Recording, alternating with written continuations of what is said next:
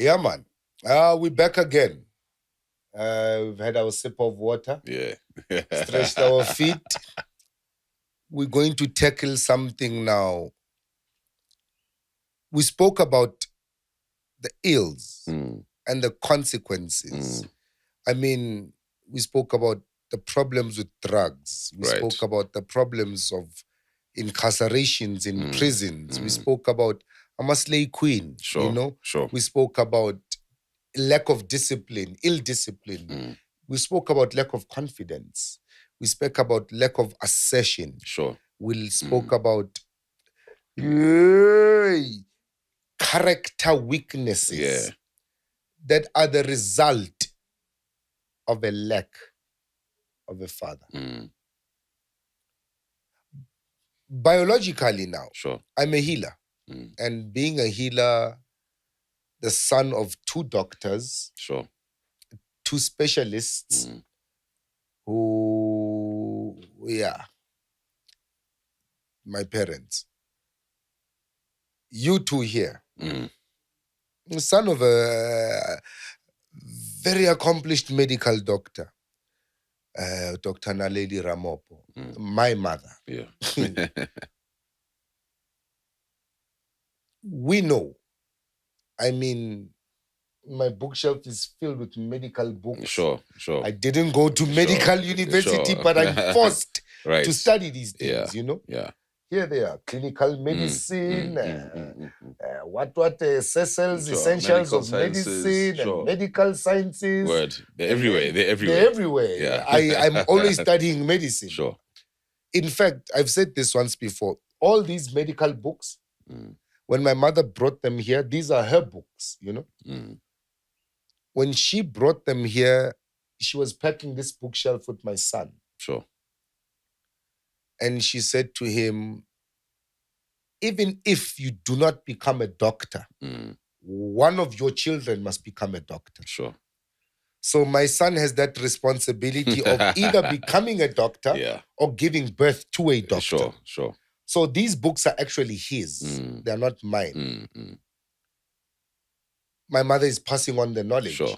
But because she's passing on the knowledge, it passes through me to my son. Of course. I'm gonna read the books. I love reading. Sure. I'm gonna read the books. So I'm still reading a lot of them, One thing I realized is this: biologically, the physical mass of a human being, the body, what we see, comes from the mother. Yeah. It comes from the process of cell division, mitosis. Sure. You understand? Cellular generation and development and all of that. And it all happens in a woman's womb. Sure. This is biology now. The male only contributes spermatozoa. Sure. Sperm. Sure. And sperm is actually an areolis, which is a spark of light. Sure. It's like shining a laser into a dark spot. Right. That's all our sperm is. Sure. It has no biological substance. Right. You understand? It's a trigger, yeah. It's a trigger.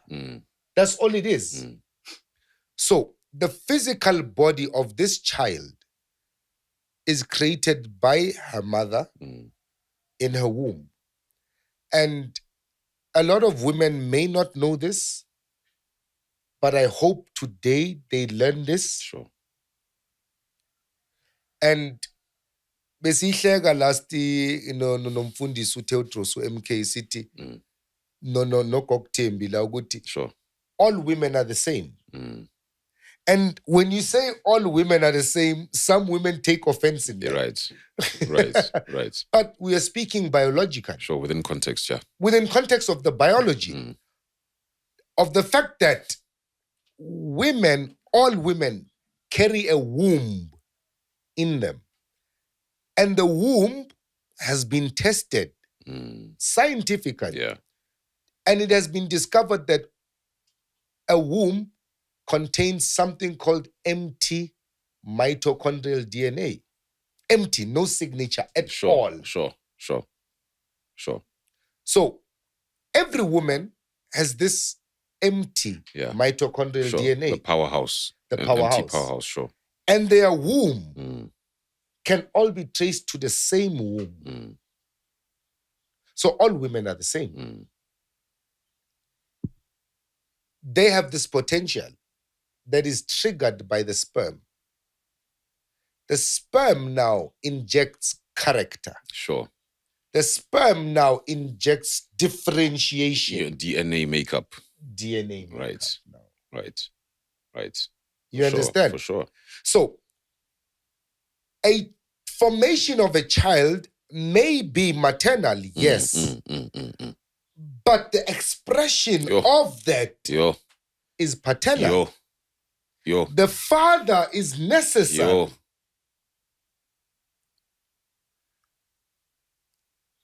It's amazing that you say that. I was sitting with my daughter. I just fetched her from school. And they'd learned something about DNA Koskolo. And she asked me, so Papa, what's DNA? I said, well, it's a signature.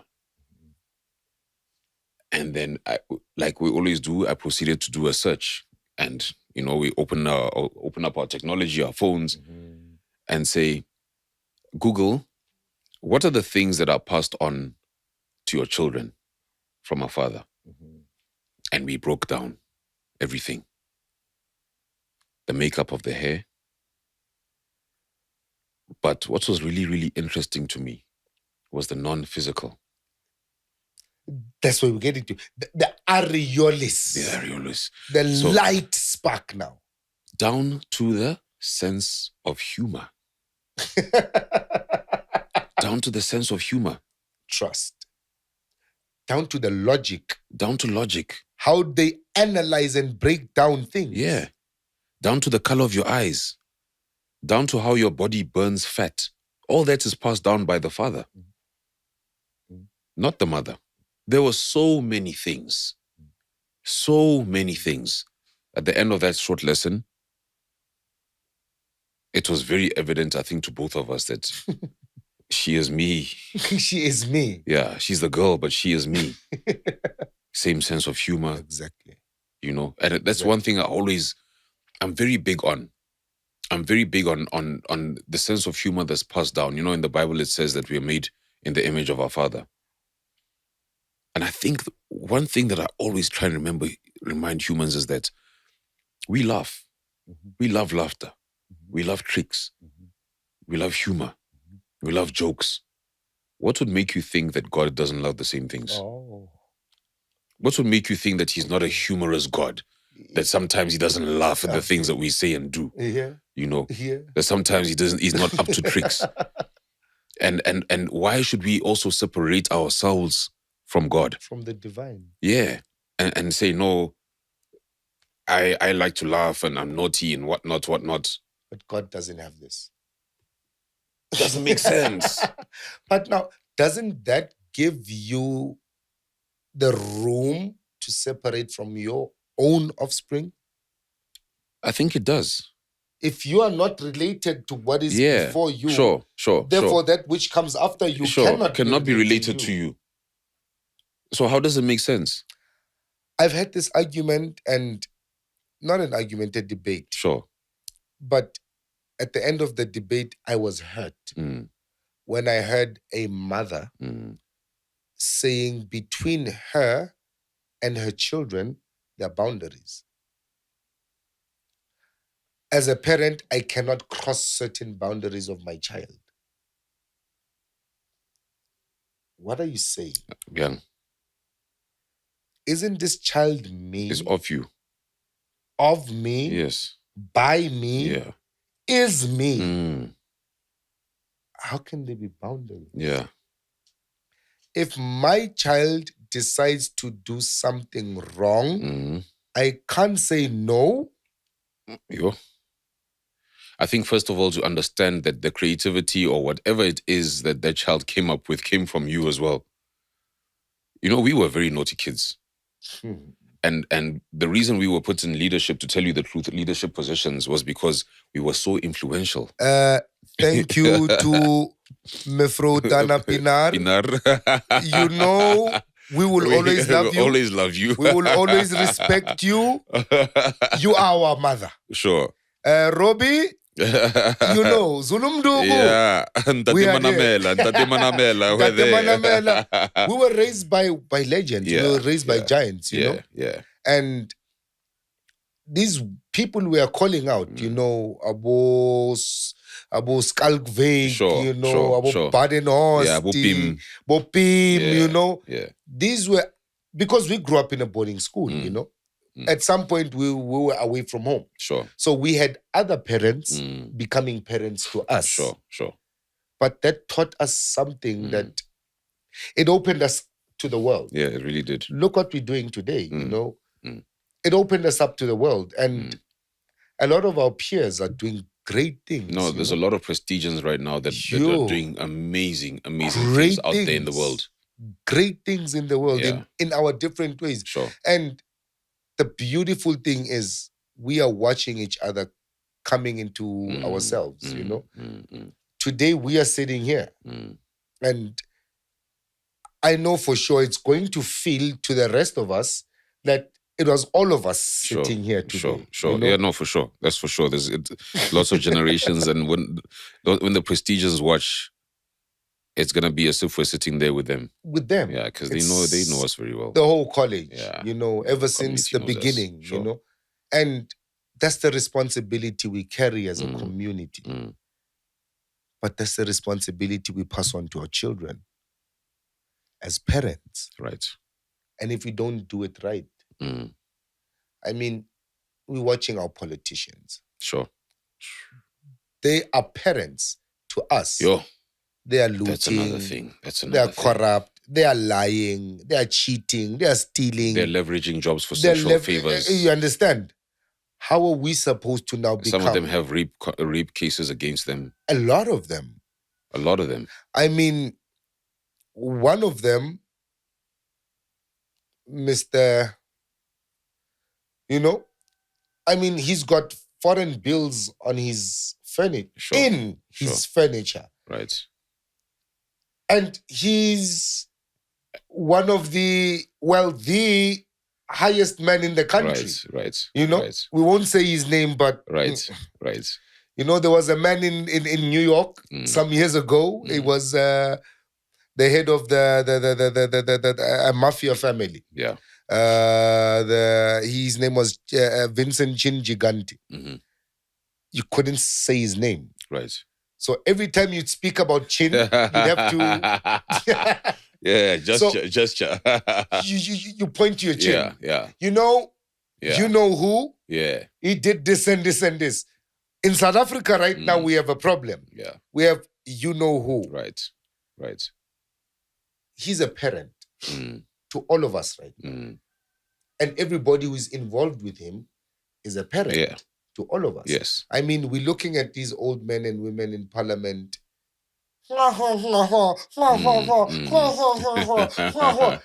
And we are expecting a country to be harmonious and disciplined and productive. Right. My one question is, if our politicians are like this in public, how are they at home? As parents. If our priests are feeding people petrol and grass and touching women's unders and private parts in church, by the way. What are they like at home? What are they like at home? Yeah. What are their children like? And these are the community leaders, community fathers. These are community fathers. I'm asking myself,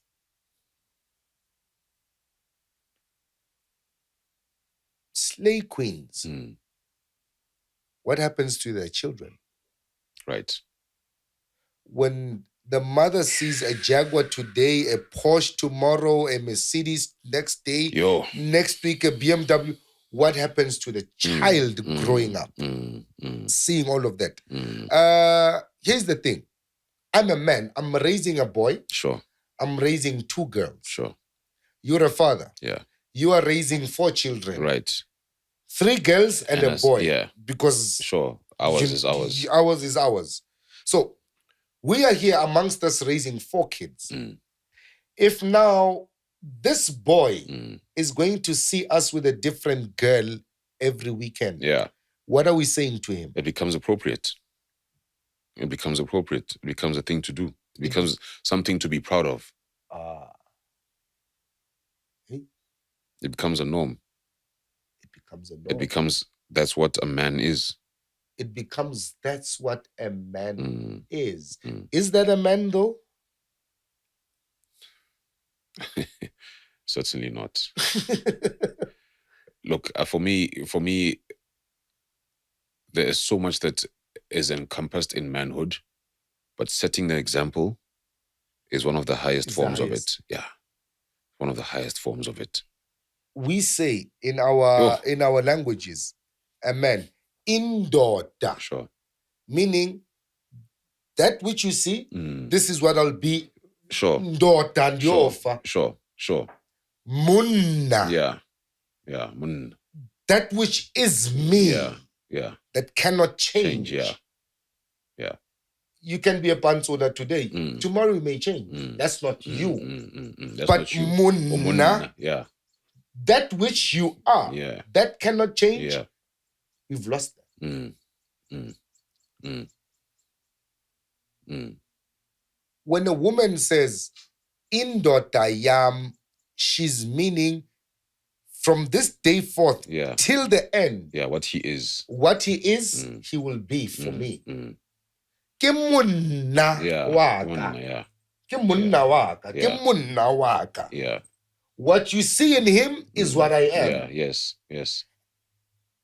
When a woman can say that about a man, what she produces, even biologically, become that man. Yes. And sometimes you hear them say it with such pride. It's a beautiful thing. It's a beautiful thing. Yeah. It's the most beautiful thing. The one thing I will always be grateful for to the mother of my kids, she gave me 3 beautiful children that all have my characteristics. Yeah. If not mine, one of my family members. Sure. I was surprised when my aunt, my father's sister, a couple of years back, but this is years after my daughter was born, my firstborn daughter. She comes to me and says, and by coincidence, my firstborn daughter is named after my aunt. Okay. So they share a name. Sure. So after years, it's been bothering her. And here's the thing. My daughter delayed in speaking. Sure. She took a long time to speak. Until I took her home to my aunt, my father's sister. And then when we got there, my aunt says, no. Leave this little one here with me. Yeah. You go about and do your thing with the big boy. You know? So my wife and I went around and did whatever we're doing in Port Elizabeth. When we came back, my daughter, who could not talk, was sitting on the couch with her grandmother, my aunt, having a conversation about what they are watching on TV. Right. Unlocked. What's happening here now? Unlocked. She's not no. They are having a conversation about what they are watching on TV. Yeah. And my daughter spoke since then. And she's named after my aunt. The very aunt she started speaking conversating with. Sure. You know? Yeah. So now, here's the thing. These children, when they are absorbing all of these things give them identity. Sure. These things give them direction in life. Right. These things give them character. And purpose. In the absence of them, they lack all of this. Sure. Us growing up, taking it back to how we grew up in the boarding school and our parents who were not really our parents, Abo Mem Kwate, you know, Abo Mem Suzeni, Bra Frankie, you know. These people contributed something to our lives that society right now is failing to contribute to the children growing up. And if you look at the situation, it's because a whole lot of us raising children are raised, here's a norm, mixed families. No, it's a normal. No, mixed families. Yeah. When you ask, what's a mixed family? No, there's a stepfather, there's stepdaughters, stepsons, and stepmothers, and there's always, there's a step something in the house. My question is, you have your daughter. You are raising your daughter. Sure. You get another woman. She becomes your wife. Sure. She gives birth to children. What are these children to your daughter? Right. Very important. Very important. Because now, they're your children. She's your child. Surname is the same. Blood is the same. Blood is the same. What is your children? What is these? Same DNA. Same DNA. My ex-girlfriend has gone with my children. She gets involved no Jamin. And no Jamin he only eats during the day. He's got his own things. You understand? He has children with my ex-wife, my children's mother. What is that child to these children? Sure. Are they related? DNA is there anything that connects these people together? And who is at an advantage? Is it this new child that comes from the father, who is now the father? Yeah. Or is it these children who come after, who came with the mother, and this father now has to adopt them? There are so many degrees of mixed families.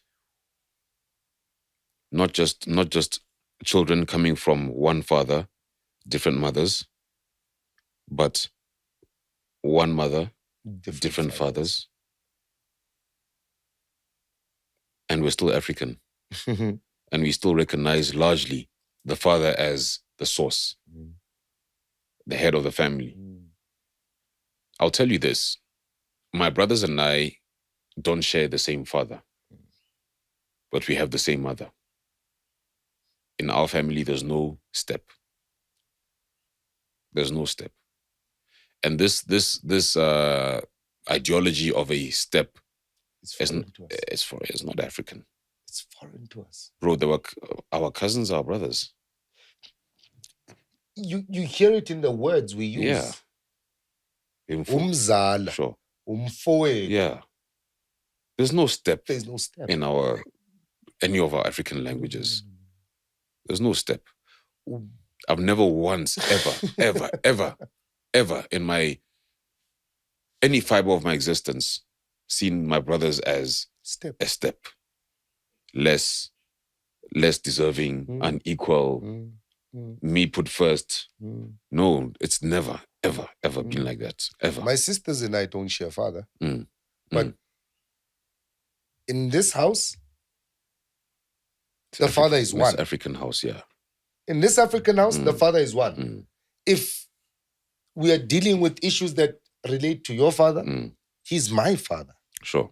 If we're dealing with issues that relate with my father, he's your father as well.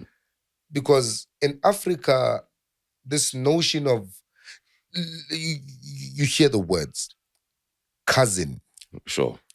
Cousin means that which is not related to me, but related to someone who's related to me.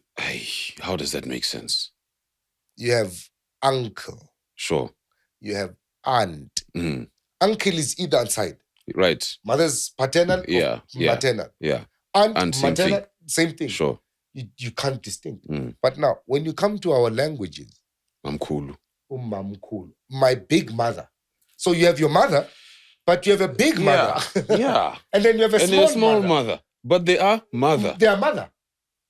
You have father. Yeah. Big father. Small father. But they are father. Yeah. So your father's children are your brothers. Whether it's your big father or your small father. Those are your brothers. Yeah. Brothers and sisters. Children. Yeah. Your mother's children, whether it's your big mother, your mother, or your small mother. It's from your mother.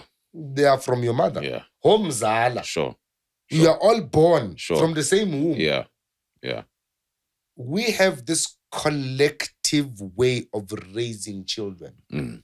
This mixed family ideology is forcing us to adopt a separatist way of raising degrees of separation. Degrees of separation. The consequences of that. All right. Man, listening to some people saying, no, I grew up in my stepmother's house, the way she treated me. I was with a friend of mine. And you can see the pain when she speaks about that time when she was living in her father's house under her stepmother. The pain that you hear when she's talking about that.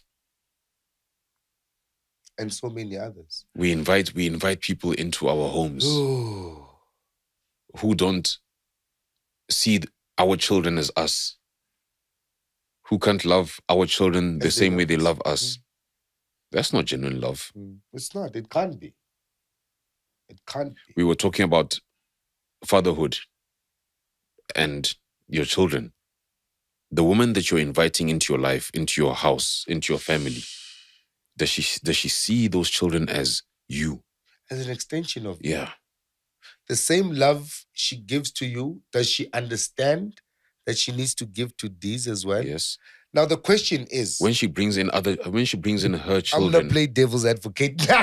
When she brings in her children, I was about to say, and you guys join together, who gets the bigger piece of meat?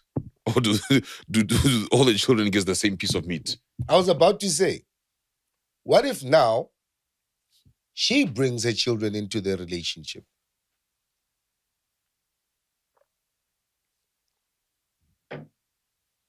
Are you able to accept those children as an extension of her? And now, we're not speaking on a mundane level here. Let's go deep. Let's go deep. Right. Are these children actually, truly safe with you? Not that you're going to molest them, not that you're going to abuse them, in terms of nurturing. You can be the best available, present, providing, and protective father that they need. But genetically, are you what they need? Are you what they need? Are the dynamics the same when a man introduces a woman to his children, and when a woman has to introduce a man to her children? Are the dynamics really the same? What's the influence from the father of the other children? How seamless is the family gelling? Does he make it hell? Does he try and twist their minds, change their minds? Does he allow you to father when he's not around? What's your relationship with the other man? What's this one's relationship with the other woman? And what's the relationship he has with his own children? Right. In contrast to the relationship that you have with yours. That you have to raise these children now who have an absent father. An absent father. And you are present. They will feel it. Yeah, they will feel it. And they will harbor a certain disdain, maybe even for your children, because they can see that their father loves them. Why doesn't my father love me? What makes me unworthy? What makes them worthy? Why must I go to him as a father? I can't go to my father as a father. These things will make you a questioning adult, a bitter adult. No one is, that family has done absolutely nothing wrong to you. They loved you. They loved you. They did everything they could for you. But because your father was absent. Your father was absent. Why couldn't he do it for me? Gents, yo, my thought. Like, I hope men are going to hear this and take it into consideration. What happens to that child now? Because that child is always going to be questioning. Right. My father never bought me shoes. Even if you bought those shoes. Why not my maker? Yeah. My father never bought me ice cream. Even if you buy the ice cream. That doesn't mean the same thing. It doesn't mean the same thing. Bro, till today, I long for a father. I long for my own father. There are times where you're looking for answers, but you know that answer will not come from anybody else but your own father. Now you must go look for those answers from your friends, those friends who have been through the same things, the divorce, the breakups, the work, the pressures from work. Must I leave? Must I stay? How do I handle this situation with this woman? Give me some fatherly wisdom. There are some fathers who, grown men can't go to their own fathers and seek advice. Yeah. Because they're useless. They don't have the capacity in terms of the experience of a relationship. You don't have the credibility from your children to say, I trust my father's judgment, instinct, advice. Sure. You haven't seen him growing up or doing the things that you're now going through. Therefore, you can trust. Therefore, you can't say, what reference does he have? What reference does he have? Hey, my daughter. So who must you go to then? My daughter. You know, when you have no one to go to, you're only left with nowhere to go. Boys are raising boys, and men are raising men, but with no. Exactly. It's not. That's not how it's supposed to be. Men are supposed to raise boys. Boys are supposed to grow into men. As a father, I still need my father. As a father now, I still need my father. I'm still a son. And you'll always be. Yeah. And I still need him. My father's passed away. In the line of work I do, I lock myself in my room sometimes and cry because of the weight of what I go through, you know? And the one reason why I'm crying is, where's this nigga? Yeah. Yeah. Right now, I need this nigga. Yeah. I need this man. Yeah. Like, I need this man right now. Yeah, my own father. I need my father now. Yeah. Everybody's calling me Abba, Abba. Everybody's calling me father. Father, sure. I need a father right now. You know? And it's not because of an existential problem that I'm having. It's just an emotional question that I have sometimes. Yeah. I'm not feeling good today. I need my father to explain to me why I don't feel good. You know? And I need him to take me through that and to tell me that, no, man, it's normal. It's okay. When I went through this. When I went through that, this is how I did it. You say you long for it. I feel what you're saying. I may have a cheat on that. I may have an advantage on that because even in his physical absence, my father is always around. Sure. Man, that nigga's always around. My father has, now this is my honest truth, you know. And you know this. My father has been more present for me in my life in his death. Right. than in his life. Sure. Circumstances granted, Right. But I've gotten to know my father more in his death than when he was alive. And trust me, my father is always a finger's tip away, He's not a phone call away. He's just a feeling away. Should I feel threatened, my father would be there. Should I feel happy, my father would be there. I'm starting to build this relationship I longed for with this man after he passed. Thank God that I'm a spiritual person. And I appreciate his reach out from the spiritual world. Right. Had I not understood that, I wouldn't be able to feel recognize and recognize that,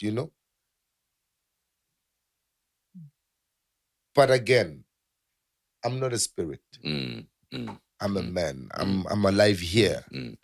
So what about the guys whose fathers are still alive? Exactly. And they are not there. Right. Alive but absent. Alive but not there. It beckons the question, what kind of parent would you have, going back to toxic parenthood? Would you rather have a toxic parent who's a father who's around, or one who has no influence over you? Because, there are lots of guys I've spoken to as well who would say, no, I lived with my father, which was extremely toxic. I know guys who their fathers would show them porn from a young age, who would show them videos of extreme violence, who would show examples of what not to do, how not to communicate, how not to speak to women,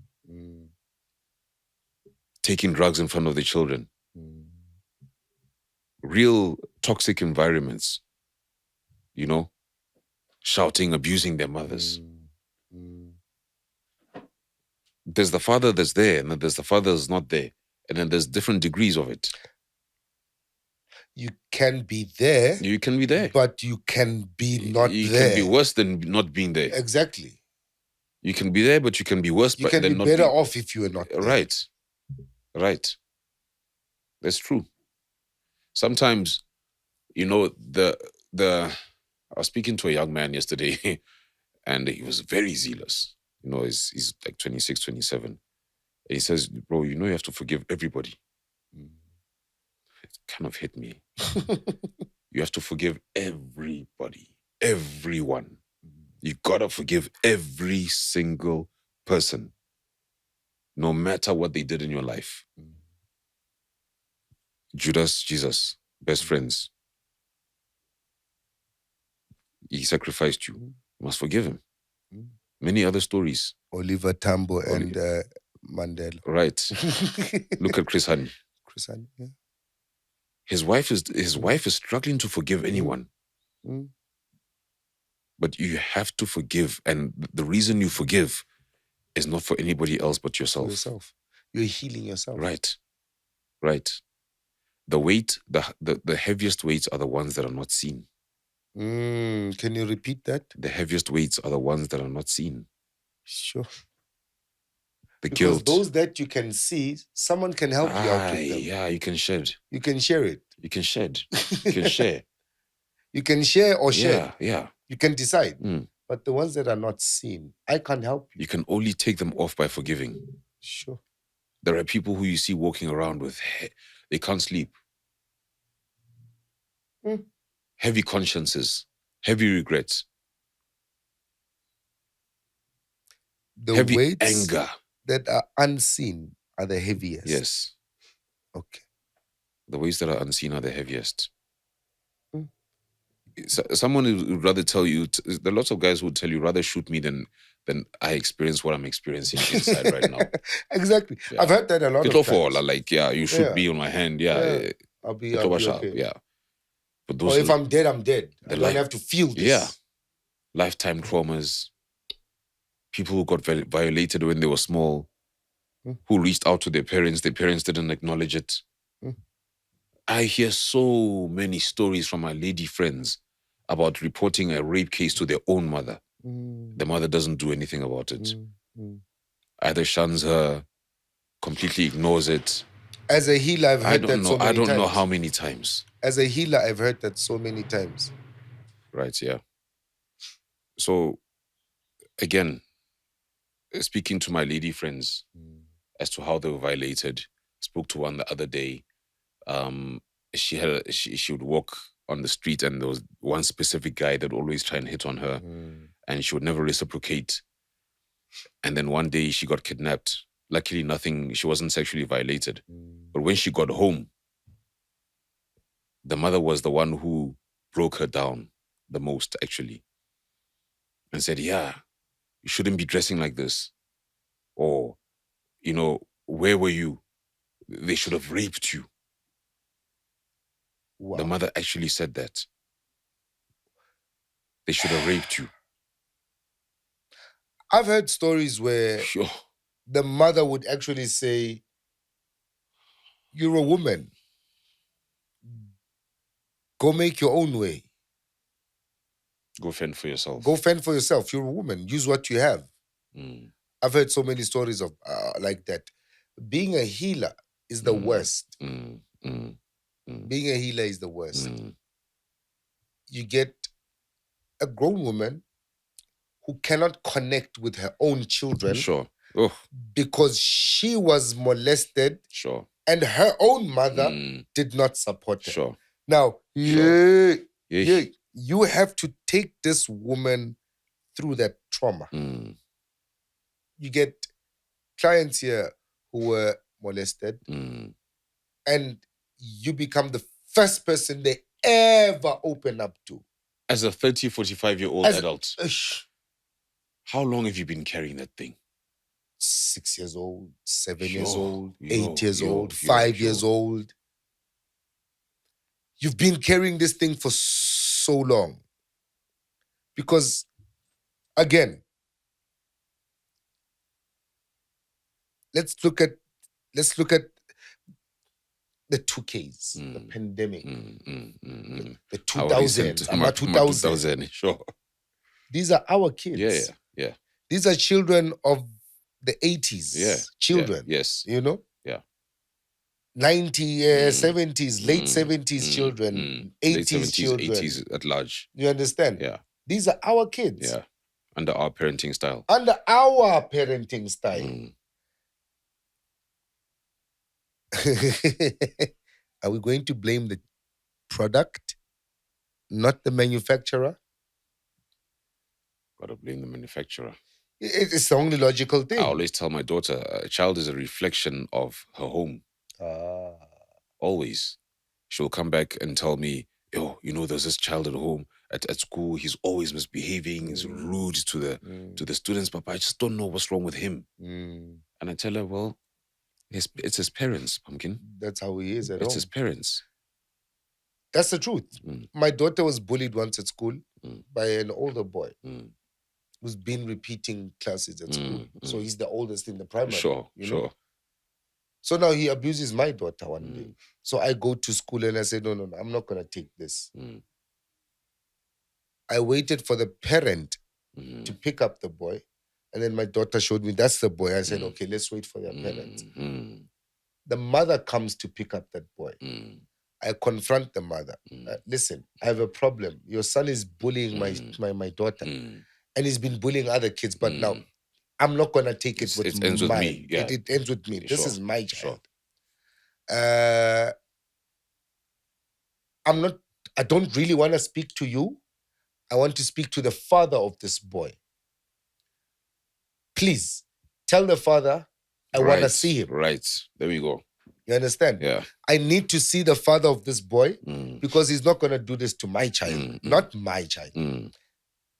And because he did this to my child, I want a live goat, a bottle of gin, and a bottle of whiskey as an apology. Otherwise, we are going to have serious troubles. She got the police involved. I told the police the same thing. I told them, I'm not going to discuss with you, with this woman. I will discuss with you and the father. Right. But I want my goat, and my bottle of gin and whiskey here as an apology. Sure. Because you touched the princess. You can't touch my child. Sure. My child has different blood. Sure. You know, man. Sure. The mother now had to call me on the side and explain to me the situation. Father was abusive.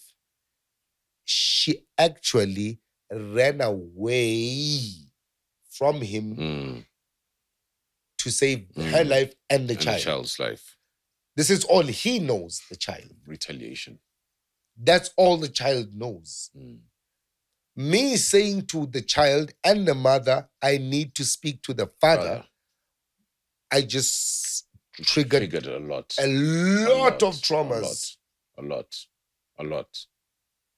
Triggered a lot of traumas. Because here I am as a father saying, I need to speak to the father. I need to speak to the father of this child. Where is he? What type of a child is he raising? Right. Why are you raising a bully? Why are you raising a bully? What's your problem? Yeah. Because the child not is knowing not an that you're issue. asking the question, where is he? What happened to you? What happened to your relationship? Just by asking, I want to speak to the father. The woman went Pandora's into panic. Pandora's box. Who am I? You're even asking about family backgrounds now. You're even asking about how things were sorted out between the families. She must tell you where the father is. Every child is a reflection of where they come from. Yeah. Every child is a reflection of where they come from.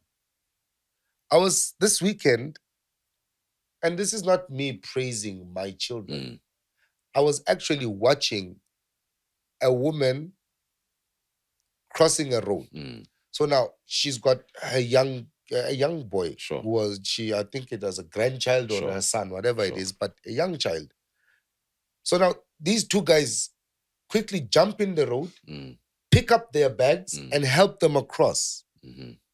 This woman gets into a taxi. The boy got out, went to go give thanks, like to thank these men who helped them. The boy actually went and extended his hand to say thank you. I was watching this and I said, wow, that child, that's a well brought up child. He recognized that these people are helping us. Sure. Give thanks. We have to give thanks. Sure. And I said to my son, you see, boy, you see that? You must be like that. Yo, gotta be conscious. You must be like that. Yeah. Never forget to say thank you. I'm telling you, simple manners.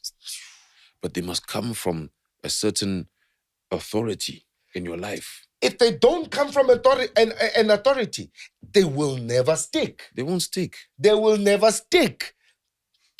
Sure. It's you go simple thing is you go shopping. Your child arrives with you to the till. Doesn't say hello to the assistant. Doesn't greet the assistant. You have to say something. And then, Pumpkin, did you greet her before putting the groceries on the platform? Before expecting a service from this person. Did you greet? Hello, Mtanam. There's immediately you get a conversation. Yo, there's a relationship. Hello, my child. You know our language. My child. All the spas around my area are owned by a family, one family, you know. My daughter has a white father. Every time she walks into spa, he would get out of his office to come and greet her. Because of the way she interacts. Right. The demeanor, the manners. How I present myself, how I carry myself. There's another father, You understand? Right. As a father. So now he started introducing his children to me. Every time, birthdays, holidays, trips, he would show me his pictures. Oh, look what they're doing now. Right, look what I know his kids' children. I know their ages. I know what they were doing last year. I know where they're going next year. Because of that, how are you? Thank you. Thank you. I'm sorry. Right. Simple things. Yeah. Thank you. Bye-bye. Please, thank you, and sorry. Yeah. Please, thank you, and sorry. Sure.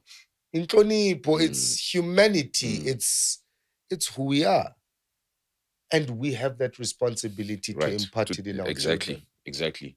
So when you don't, it should be an embarrassment should your child get there, not greet, and leave. Who does she see? Who does she see? Just another adult or what? There's this thing today when a chaos, Uguti, you're not my father. Yo. You're not my mother. I remember when we grew up, smoking, stonja. Any adult. Whoop that ass. Okay. You wouldn't even dare to smoke in front of any adult. The neighbors. Where's your neighbors? Because you're going to get times 2. You're going to get times 2. Sure. Your neighbors are going to start it off. Yeah. When your parents come back, and find out why you were getting beaten. Yeah. Okay. Another one.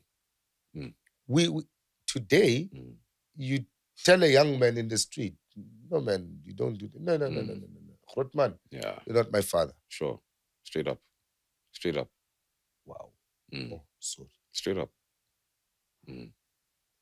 What happened? What happened to our parenting style? I think, on the positive side,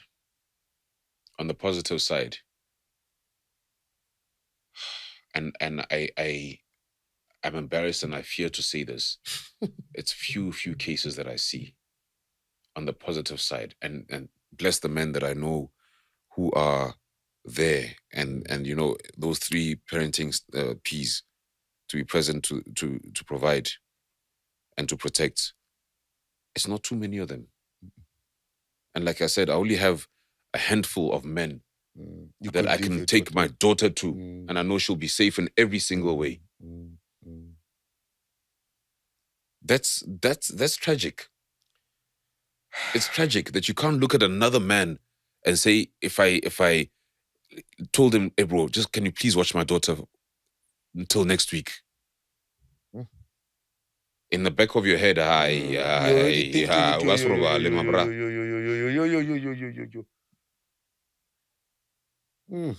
that's painful, guys. That's shameless.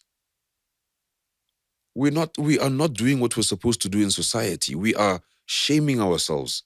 We're shaming our bloodline. We're degrading ourselves. We're degrading these little girls. There are grown men who are in positions to give a job to a credible employee, but they would rather leverage and get sexual favors, damage that little girl. Then once she gets into the corporate world, she cannot rise without a conscience.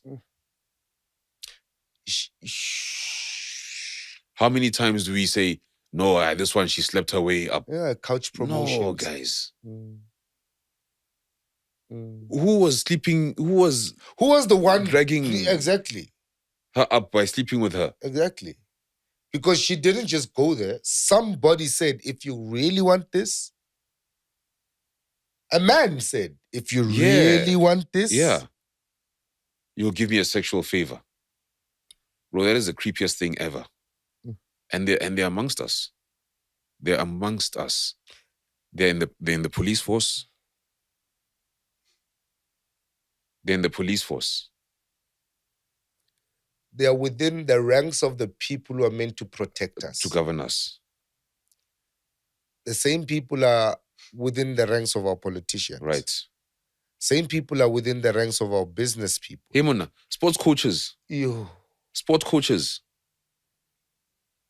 The person that you give your child for that 2-3 hours to teach them a skill, a sport. The predators.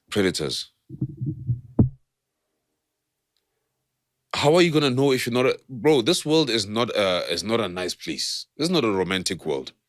It's not a nice place to be. Priests. Religious leaders. The most notorious, actually. Kings. I'll put an S because I don't want to pinpoint. Yeah. Our kings are pedophiles. Right. Our kings prey on little boys. One day, I think we should talk about and address, I don't have to be here, but address some of our religious customs that might have to be revisited. Mm-hmm. Mm-hmm. Mm-hmm. A lot need to be revisited. A lot. They have to be revisited. A lot. Not just for girls, but for boys as well. For boys as well. For boys as well. I just wanna again back to positive fatherhood. Encourage the guys who are doing their work. You always say that you don't applaud a fish for swimming. But in this case, it's necessary. In this case, you don't know that the fish is swimming in a muddy river. Okay. That's the thing. With so much debris coming against him. So much societal judgment. Against, yeah. The public court of law. Not having a job. Not being able to provide and be the man that you're supposed to be. Not being able to shift or to have or to be given the means to shift in an environment where the woman is also working and spending 8 hours at work. Now you might have to spend time at home and take care of the children, not knowing how to shift to that, how to pivot and say, listen, I'm not making 80,000, 20,000, 25,000 rand a month, but I'm spending a lot of time with these children. I'm making 80,000 hours with my children. Right, yeah. Right. Yeah. I'm imparting life lessons and characters. Which is, by the cannot way, be quantified in cash. Exactly. Which is even lasting, more lasting than cash. I used to say to parents when they come here and they have problems with the kids, you know, I tell them that, you know, a child is not raised by a wallet. Yes. Yeah. You don't raise a child. Not a remote control. With a purse. Yeah. You don't throw money. No, for real. You don't do that. Give time. You give time. You give attention. Yeah. Lessons. Effort. You give yourself to a child. Right. Solutions. That's how you raise a child. My kids personally have problems at school. My son is the only dreadlocked, inverted commas, Rasta in his school. Sure. So everybody's always interested. So what's your religion? What's your faith? What's your culture? You know? And he says, no, my religion is simple. My father is God. His mother is his God. Therefore, my great God and my mother is my God. Sure. So my father is God. He gives me direction and law. My mother is my God. She gave me life. Right. And my grandmother, my father's mother, she's my father's God. Therefore, she's my great God. And that's the sum of my religion. I taught them that. Uguti, never look for God beyond me. Ew. Never separate yourself. Don't. You are. When my son was 7 years old and I did a rite of passage for him to grow, I told him one thing. The only thing above you is the sun. Sure. The only thing above you is the sun. Everyone else can never be above you. They can either be equal to you, your peers, or they can be your students. Right. They can never be above you. Am I teaching my son arrogance? No. I'm teaching my son that in the world, you need to deal with brothers as equals. Sure. And anything that is not your equal, you need to bring it up to become your equal. So you impart leadership skills to your children. You impart life lessons. You impart problem solving. Right. When my children come to me and say, hey, Daddy, I have a problem, I say, how would you solve it? Before I solve it, how would you solve it? And then they go, no, but, oh, now I see it. I said, you see now? If I had told you, you wouldn't have learned. Right. There's mothering, there's smothering. Right. there's fathering and then there's feathering. We need to decide which one we do. That's fire. You know? You can father a child or you can feather a child. Go. You can mother a child, raise a child, or you can smother a child. No, not my child. And most of them are in prison right now. When the mother hears that, your son raped, your son committed, they say, never, not my child. But the evidence is all there. It leads me to one of those very, very special moments that I had with my daughter again. And she doesn't even know it. I was in the kitchen. She was just outside and she saw one of the complex kids. And she said, "Oh, Kamo, are you not feeling cold?" Yeah. Go and put on a jersey. Okay. It told me that I have a nurturing child. Okay. A child that can take care of other children. Other children, bro. That was the most amazing thing for me. I thought, my daughter is going to make an amazing mother. She's already watching out for the children. She's not much older than them. Hey, go put on a jersey. It's cold. You're going to be cold. She's got that mind. But who instilled that? Yeah. Who instilled that? Yeah. She has her father who is there. Yeah. Who shows to her the love. There's the grandmother who is there. And I know your mother. Your mother is, go put on a jersey now. Right. Are you hungry? Right. Even if I know your mother. Sure. Even if you just finished eating. Yeah. Are you okay? Have you had enough? Sure. Sure. She's that type of mother. Right. My mother is like that. Same. You know? So when you're not surprised. But it was something really special.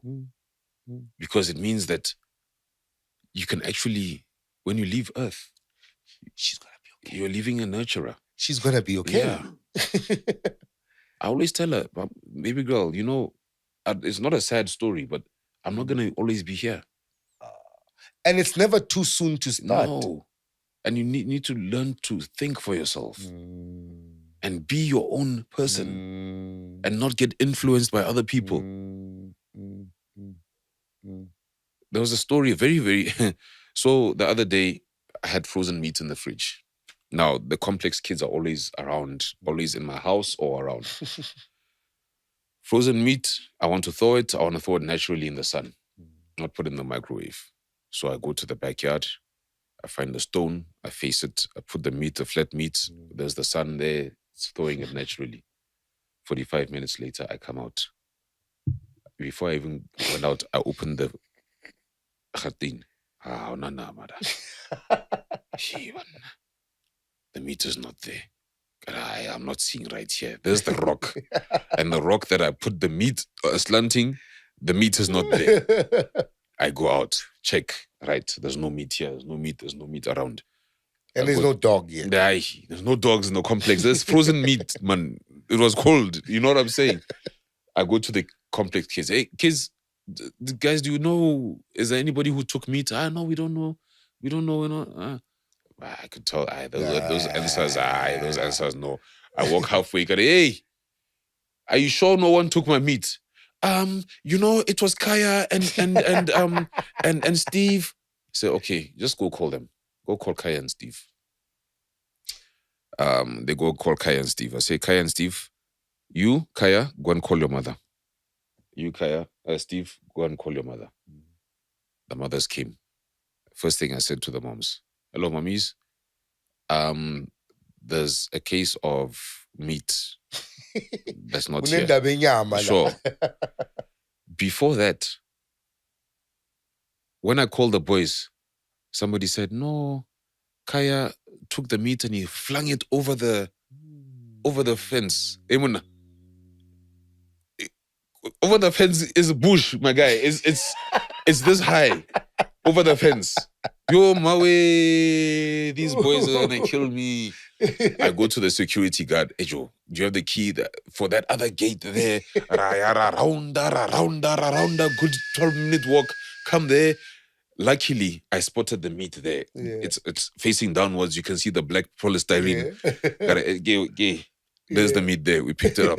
So I came back now. Now the mothers are here. I say, listen, mommies, I didn't call you here to defend your children. I called you here to be witness of what's going to happen. Okay.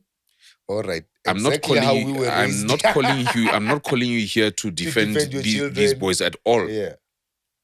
That one, you'll talk to me about that. Yeah. Right, boys. What happened? No. Stephen said I must. I said, okay, wait, Kaya. So Stephen said you must throw meat. And you threw the meat. Where's your mind? Okay. The mothers are here. The mothers are here. Where is your mind? No, he said it was off. I said the cold meat was off. Yeah. I said, okay, Kaya, you know what? You can see that you didn't think for yourself, right? Do you think it was right what you did? No. So why did you listen to Stephen? Stephen is here. Why did you listen to Stephen? And his mother. Yeah. Yes. And the mother. No, it was him because he's older. I said, no. Right. When I just wait this side. Stephen? No, he said he's the one who said it was off. So what happened? So I told him to throw it. Right. Okay, boys. So do you agree that this was wrong, that what you did? Yes, it was wrong. Then the one mother wanted to come out and say, no, but what? I said, Mama, I'm dealing with these young men here. Okay. I did not call you to defend any of them. I called you to witness what's going on here. I'm a father. And I will be, let me be a father. Yeah. I didn't ask where the fathers are because I already know the backgrounds. I don't see the fathers in the first place. You do, okay. You live with these kids. You see them every day. I don't see the fathers. Okay. So the mothers must recognize me now as the father in the complex. Father of these kids. Right. I said, you're going to go home tomorrow morning. You're going to think about how you're going to say sorry. The next morning, Kaya came and said, Gabo's dad, I think I'll help you with the dishes or what. Oh, I'll wash the car just to say sorry. Good I said, go and tell your mothers what you've decided. And that was it. Done. That was it. You're raising kids. You're raising boys. We're raising kids. We're raising kids. Right now, I've got... The attitude has changed in the complex. Exactly. They know that there's a man in the complex. There's a father in the complex. There's a father in the complex. Yeah. You can't just throw meat over there and expect no accountability to happen. Right. I've got close to 20 kids right now for the children's camp. Sure. All of them call me Abba. Yeah. And the reason is all of us men, in closing, you know? In closing, yeah. All of us men need to realize that we are not only fathers to our offspring, but we are fathers. Preach. In every community we find ourselves in, Preach. We are fathers. Yeah. I say your daughter is my daughter, not because only that we grew up together. Any child. In my presence is my child. In my presence is my child. And if we can ingrain that in our heads. Which woman are you going to be soliciting sex from if you see her as your daughter? All right. So much will be solved, brother. So much will be solved. I think the biggest problem is, let's not blame now. Let's realize the problem and implement the solution. Sure. Let's remedy it. Blaming is not going to take us anywhere. It doesn't. No, it was apartheid. No, it was our parents. Yeah. No, it was our they were school. not afforded to be around. Man, that's gone. Like, I read a statement on Facebook and I laughed one day, you know. They say, if you're still going to blame your situation now on your background over 35, you are your background. You are your background by now. You are the background by now. So let's be a positive background. Thanks a lot again. I will have you back here. Yeah, there's a lot. There's still a lot to talk about. There's a lot to talk about. Today we just spoke about a very sensitive thing, and I hope our listeners and our viewers will take it to heart and really sit and think about this. This is not a tabloid issue we're talking about. Sure. This is not your Center magazine poster thing we're talking about here. This is not your celebrity news. This is real life. Yeah. It's very sensitive, and I wish it's taken with its weight. You know? I wish that conversations are continued based on what we've said, and some routes to healing will begin based on what we've said. I wish that a few mindsets will be changed based on what we said. I hope that some pressures will be applied based on what we said. And finally, I hope that some solutions will be provided based on the conversation that we've had today. Because ultimately, Isintu is about finding solutions to problems. Isintu is that which is done by Abantu, that which is applied and practiced by people. By the people. That is what Isintu is. Sure. And that is problem solving. Give thanks once again. Amen, brother. My brother. Amen. One love. One love. You know, man, I love you. I love you too, brother. We give thanks, man. Until next time, blessed love. Let's be good parents. Sure. Give thanks.